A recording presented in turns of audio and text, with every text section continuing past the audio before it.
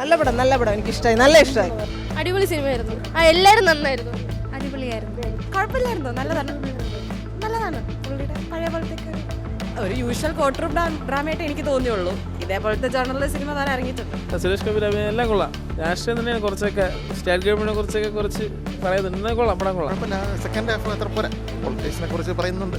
അത് ചിലർക്ക് ഇഷ്ടപ്പെടും, ചിലർക്ക് ഇഷ്ടപ്പെടത്തില്ല. പടമൊക്കെ അടിപൊളി.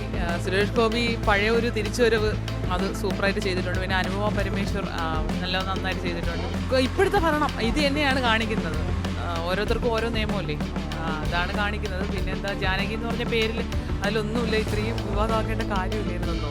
ചിന്താമണി കൊലക്കേസൊക്കെ കണ്ടില്ലേ, അതുപോലെ തിരിച്ചൊരു വരവ് അത്രയേ ഉള്ളൂ. നല്ലൊരു ചിത്രമാണ്. സുരേഷ് ഗോപി നല്ലൊരു വഴിത്തിരിവിലേക്ക് ജനങ്ങൾ കാണേണ്ട ഒരു പടമാണ്. കേരളത്തിലെ ജനങ്ങൾ പ്രത്യേകിച്ച് കാണേണ്ട ഒരു പടമാണ്. അടിപൊളി പടമാണ്. സിനിമ കൊള്ളാം, കൊള്ളാം. നല്ല അവതരണ രീതിയൊക്കെയാണ്. പിന്നെ ചെറിയ എന്താ പറയുക, ചെറിയ പ്രശ്നങ്ങളൊക്കെ ഉണ്ടെന്ന് പറഞ്ഞാലും അത്ര വിവാദമായി വരേണ്ടതായ ഒന്നും എനിക്ക് തോന്നിയില്ല. കുഴപ്പമില്ല, നല്ല സിനിമ തന്നെ. സ്ത്രീകൾക്ക് മുൻഗണന കൊടുക്കുന്ന ഒരു ഫിലിമായിരുന്നു.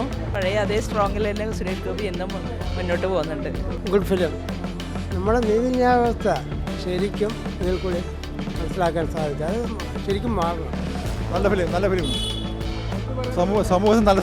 സമൂഹത്തിന് നല്ല സന്ദേശം നൽകുന്ന ഫിലിമാണ്. പടം നല്ലൊരു പടമാണ്. ഇന്നത്തെ ഭരണ സ്ഥിരാകേന്ദ്രങ്ങൾക്കെതിരെയുള്ള ചോദ്യം തന്നെയാണ്.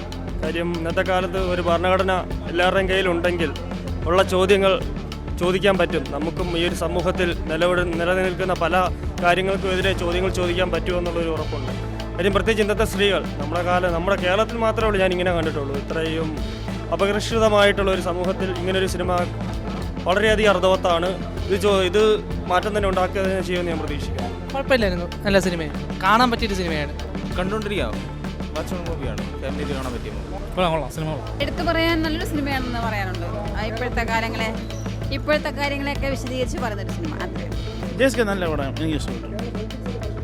അത് കേരള സംസ്ഥ, അതായത് ഇപ്പോഴത്തെ സ്ത്രീകൾക്കെതിരെ നടക്കുന്നതിനെതിരെയുള്ള ഒരു സ്ത്രീ സംരക്ഷണത്തിന് വേണ്ടി ഉള്ള ഒരു സിനിമയാണിത്. അതിന് അവർ സ്ത്രീകൾക്ക് പ്രൊമോട്ട് നല്ല രീതിക്ക്, അത് ഇപ്പോൾ ഉള്ള രീതിക്ക് ഇഷ്ടപ്പെട്ടു. ഇന്നത്തെ സ്ത്രീകൾക്ക് കാണേണ്ട ഒരു സിനിമ തന്നെയാണ്.